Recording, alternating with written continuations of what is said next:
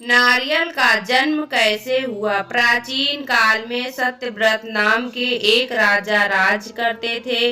वह प्रतिदिन पूजा पाठ किया करते थे। उनके पास किसी भी चीज की कमी नहीं थी। वह धन दौलत से लेकर हर प्रकार की सुविधा से समृद्ध थे। हालांकि इसके बावजूद भी राजा की एक अभिलाषा थी जिसे वह पूर्ण की चाह रखते थे। दरअसल राजा सत्यव्रत को किसी प्रकार से स्वर्गलोक जाने की इच्छा थी। वह अपने जीवन में कम से कम एक बार स्वर्गलोक के सौंदर्य को देखना चाहते थे, लेकिन उन्हें इसका मार्ग नहीं पता था। इधर दूसरी तरफ ऋषि विश्वामित्र अपनी तपस्या के लिए घर से बाहर निकले। चलते चलते वह अपनी कुटिया से काफी आगे चले गए थे। काफी समय बीत गया लेकिन वह नहीं लौटे। इस कारण उनका परिवार भूख और प्यास से तड़प रहा था। राजा सत्यव्रत को जब यह पता चला तो उन्होंने ऋषि विश्वामित्र के परिवार के पालन पोषण की जिम्मेदारी ले ली। कुछ समय बाद जब मुनिवर लौटे तो वह अपने परिवार को कुशल देख काफी प्रसन्न हुए। उन्होंने पूछा कि उनकी अनुपस्थिति में किसने उनकी देखभाल की। इस पर ऋषि के परिवार वालों ने बताया कि राजा ने उनके पालन पोषण की जिम्मेदारी उठाई थी। यह सुनकर ऋषि विश्वामित्र तुरंत राजमहल पहुँचे और राजा से मुलाकात की। वहां पहुंचकर उन्होंने सबसे पहले महाराज को धन्यवाद कहा। इस पर राजा ने ऋषि से अपनी इच्छा पूर्ण होने का आशीर्वाद मांगा। राजा की बात सुनकर ऋषि विश्वामित्र ने कहा, बोलिए महाराज, आपको वरदान क्या चाहिए। तब महाराज ने कहा, हे मुनि, मुझे एक बार स्वर्गलोक के दर्शन करने हैं। कृपया करके मुझे वहां जाने का वरदान दे।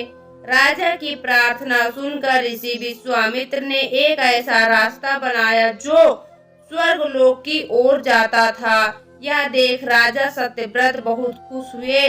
वह तुरंत उस रास्ते पर चल पड़े और स्वर्गलोक पहुंच गए। यहाँ पहुंचते ही इंद्रदेव ने उन्हें नीचे धक्का दे दिया, जिसके कारण वह सीधे धरती पर जा गिरे।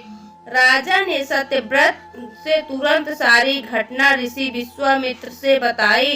राजा की बात सुनकर ऋषि विश्वामित्र गुस्से से आग बबूला हो उठे।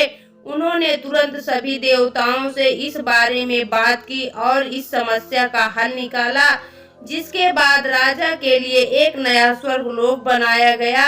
नए स्वर्गलोक को पृथ्वी और देवताओं के स्वर्गलोक के बीचों बीच स्थापित किया गया था, ताकि किसी को परेशानी न हो। नए स्वर्गलोक से राजा सत्यव्रत तो बहुत खुश हुए, लेकिन विश्वामित्र को एक चिंता लगातार सता रही थी। उन्हें डर था कि नया स्वर्गलोक कहीं जोरदार हवा के कारण गिर न पड़े। अगर ऐसा होगा तो राजा सत्यव्रत दोबारा से धरती पर जा गिरेंगे। काफी सोच विचार के बाद ऋषि विश्वामित्र को एक उपाय सूझा। उन्होंने नए स्वर्गलोक के नीचे एक बहुत लंबा खंभा लगा दिया ताकि उसे सहारा मिल सके। ऐसी मान्यता है कि नए स्वर्गलोक के नीचे लगाया गया खंभा एक विशाल पेड़ के तने के रूप में बदल गया। यही नहीं, कुछ समय पश्चात जब राजा सत्यव्रत की मृत्यु हुई तो उनका सिर एक फल में तब्दील हो गया। सभी से इस खंभे को नारियल का पेड़ कहा जाने लगा, जबकि राजा का सिर नारियल के रूप में जाना गया।